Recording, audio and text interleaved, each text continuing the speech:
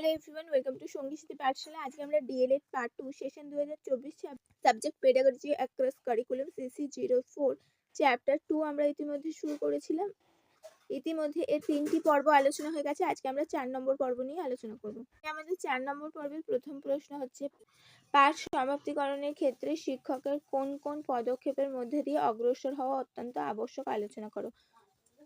পাঠ সমাপ্তিকরণের ক্ষেত্রে শিক্ষকের কতগুলো বিশেষ পদক্ষেপের মধ্যে দিয়ে অগ্রসর হতে হয়, এগুলি হলো পাঠ সমাপ্তিকরণ। এই পর্বে সমগ্র পাঠটিকে পুনরায় সংক্ষিপ্ত আকারে শিক্ষার্থীদের উপস্থাপন করতে বলা হয়। এ থেকে বোঝা যায় শিক্ষার্থীরা পাঠটি অনুধাবন করতে পেরেছে কিনা, অর্থাৎ কি বুঝতে পেরেছে আজকের পাঠ থেকে, সেটা জানতে চাওয়া হয়।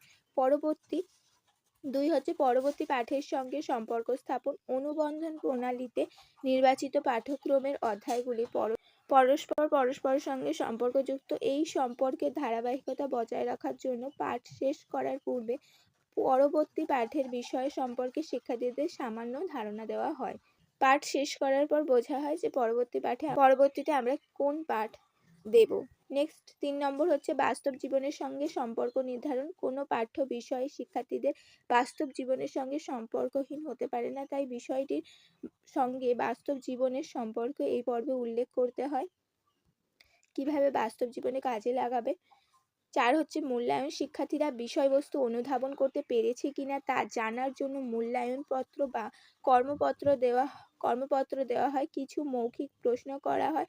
কর্মপত্রের বিষয়বস্তু এমনভাবে নির্বাচন করা হয় যাতে শিক্ষার্থীর জ্ঞান, বোধ, প্রয়োগ ও দক্ষতা বিকাশের সুযোগ থাকে।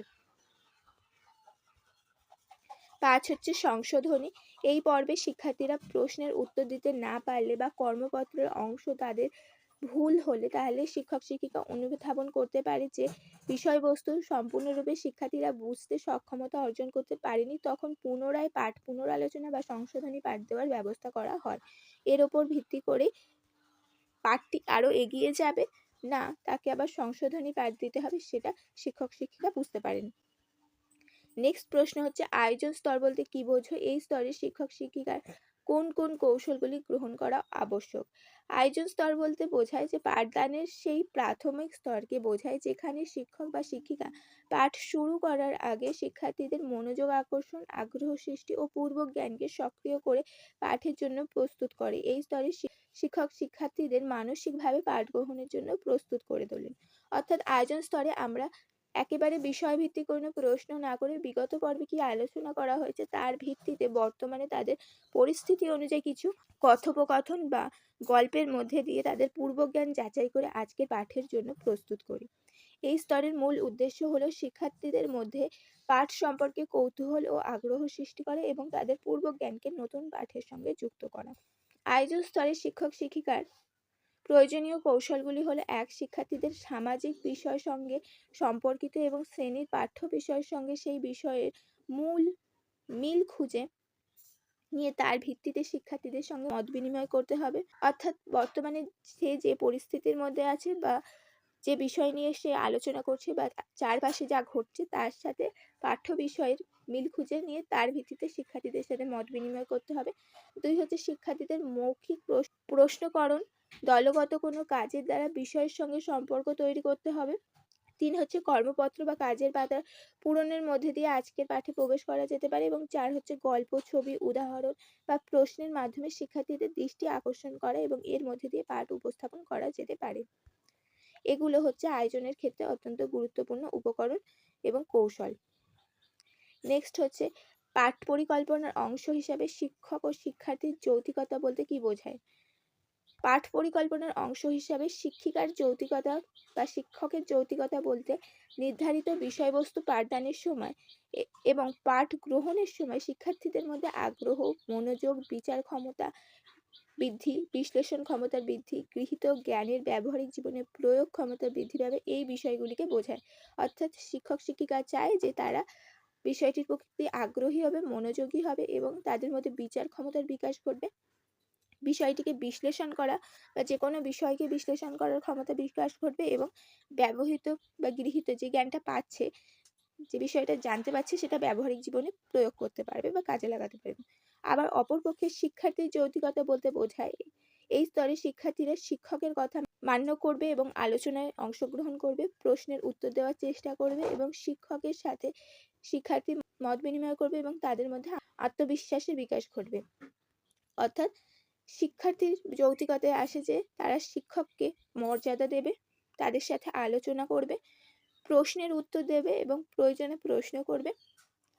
শিক্ষক শিক্ষিকার সাথে বিষয় নিয়ে আলোচনার মধ্যে মূল বিষয়টি অনুধাবন করতে পারবে এবং নিজেদের মধ্যে আত্মবিশ্বাস গড়ে তুলবে। নেক্সট প্রশ্ন, কর্মপত্র বা কাজের পাতা বলতে কি বোঝো? কর্মপত্র বা কাজের পাতা বলতে বোঝায় ছোট ছোট সামর্থ্যগুলির উপর কেন্দ্র করে তৈরি করা কিছু কাজ, যার সমাধানের মাধ্যমে শিক্ষার্থী মূল সামর্থ্যে সহজে পৌঁছাতে পারে। সামর্থ্য অর্থাৎ জ্ঞান, বোধ, প্রয়োগ, দক্ষতা, এবং এগুলোর উপর ভিত্তি করে আমরা কর্মপত্র তৈরি করি। কাজের পাতার অভ্যাসের মধ্যে দিয়ে শিক্ষার্থী শিখন শুরু হয় এবং কর্মপত্র প্রাথমিক এবং উচ্চ প্রাথমিক স্তরে পাঠ্যসূচির সঙ্গে ওতপ্রোতভাবে যুক্ত। সাধারণত শিক্ষার্থীদের বিষয়ের সঙ্গে সংযোগ সাধনের প্রতিটি পাঠের শেষে শিক্ষার্থীদের অগ্রগতি বোঝার জন্য কর্মপত্র দেওয়া হয়। অর্থাৎ আমরা মূল্যায়ন স্তরে কর্মপত্র দিয়ে থাকি এবং যে বিষয়টি পড়ানো হলো সেই বিষয়টি শিক্ষার্থীরা ঠিকঠাক বুঝেছে কিনা সেটা দেখার জন্য কর্মপত্র দেওয়া হয়। তবে পাঠ চলাকালীন অবস্থাতেও শিক্ষক শিক্ষিকা কাজের পাতা শিক্ষার্থীদের দিতে পারে। অর্থাৎ কর্মপত্র উপস্থাপন এবং মূল্যায়ন প্রত্যেক স্তরে কর্মপত্র দেওয়া যেতে পারে, আয়োজন স্তরেও দেওয়া যেতে পারে।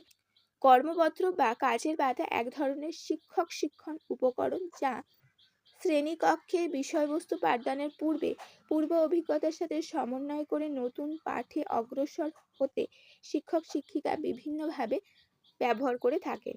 নেক্সট এবং লাস্ট প্রশ্ন হচ্ছে, কর্মপত্র বা কাজের পাতার প্রধান উদ্দেশ্যগুলি আলোচনা করো। কর্মপত্র বা কাজের পাতা বা ওয়ার্কশিট হলো এমন একটি শিক্ষণ উপকরণ যার মাধ্যমে শিক্ষার্থীরা বিভিন্ন অনুশীলনের মাধ্যমে ধাপে ধাপে নির্দিষ্ট শিক্ষণ দক্ষতা অর্জন করতে পারে। এর প্রধান উদ্দেশ্যগুলি হলো: 1. ছোট ছোট সামর্থ্য অর্জনের সাহায্যে শিক্ষার্থীর কাম্য শিক্ষণ দক্ষতায় নিয়ে যাওয়া, অর্থাৎ সার্বিক বিকাশ ঘটানো। 2 হচ্ছে পাঠ্য বিষয়ের বা পাঠ্য বইয়ের কাম্য সামর্থ্য এবং শিক্ষার্থীর বাস্তব জীবনের সামর্থ্যের মধ্যে সম্পর্ক স্থাপন করা। 3 হচ্ছে সমস্যা সমাধানের মাধ্যমে শিক্ষার্থীদের আত্মবিশ্বাস বৃদ্ধি করা। 4. শিক্ষার্থীদের চিন্তা শক্তির বিকাশ ঘটানো এবং সমস্যা সমাধানে দক্ষ করে তোলা। 5 হচ্ছে হাতে কলমে কাজের মাধ্যমে শেখার পর্যাপ্ত সুযোগ সৃষ্টি করা। 6. সহজ থেকে জটিল কাজ সমাধানে শিক্ষার্থীদের ধাপে ধাপে সাহায্য করা। 7 হচ্ছে শিক্ষার্থীদের স্ব-মূল্যায়নের সুযোগ করে দেওয়া। অর্থাৎ কর্মপত্রর মূল উদ্দেশ্য হলো ধাপে ধাপে অনুশীলনের মাধ্যমে শিক্ষার্থীদের কাঙ্ক্ষিত শিক্ষণ দক্ষতা অর্জনে সহায়তা করা এবং তাদের শেখার প্রক্রিয়াকে আরো সক্রিয় ও ফলপ্রসূ করা। এই কর্মপত্রের মধ্যে দিয়ে তারা অনুশীলনের মাধ্যমে জ্ঞানবোধ, প্রয়োগ, দক্ষতাগুলিকে প্রয়োগ করতে পারবে এবং অর্জন করতে পারবে এবং শেখার প্রক্রিয়াকে সে সক্রিয়ভাবে অংশগ্রহণ হবে এবং নিজেও জানতে পারবে যে কতটা তার কাজ সঠিক হয়েছে এবং কতটা তাকে আরো অগ্রসর হতে হবে, এবং শিক্ষক শিক্ষিকাও অনুধাবন করতে পারবে যে তাদের পাঠদান আদৌ কার্যকরী হচ্ছে কিনা। এই ছিল আজকে গুরুত্বপূর্ণ বেশ কিছু প্রশ্ন। অবশ্যই এর আগের পর্বগুলো চ্যানেলে ভিজিট করে দেখে নিন।